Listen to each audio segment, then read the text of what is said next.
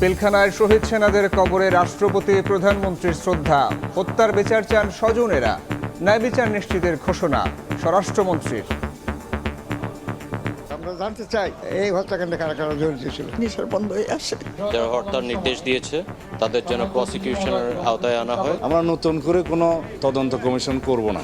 একটা স্বাধীন তদন্ত কমিশন গঠিত হয়েছে, তারা দক্ষ উপযুক্ত ব্যক্তিদের দ্বারাই গঠিত হয়েছিল। পিলখানা হত্যাকাণ্ডের যথাযথ বিচার করা হবে। বিএনপি মহাসচিব ও জামায়াত আমিরের শ্রদ্ধা, সেনাবাহিনীর মেরুদণ্ড ভেঙে দিতেই পিলখানা হত্যাকাণ্ড।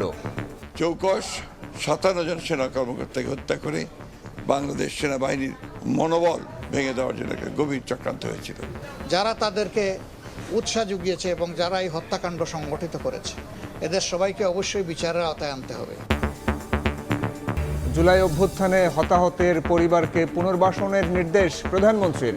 তালিকা যাচাই বাছাইয়ের সিদ্ধান্ত, রাজনৈতিক বিবেচনায় বাদ পড়বে না কেউ। আদানি বিদ্যুৎ চুক্তির অসঙ্গতি খতিয়ে দেখছে সরকার। উচ্চ পর্যায়ের বৈঠক, জাতীয় স্বার্থকে অগ্রাধিকার দিয়ে ভবিষ্যৎ নির্ধারণ, জানালেন মন্ত্রী। ফলের বাজারে কারসাজি, চাহিদার বেশি আনার পরও আকাশচুম্বী দাম। রমজানে 2.5 লাখ মেট্রিক টন আমদানিতে কাস্টমসের রেকর্ড আয়।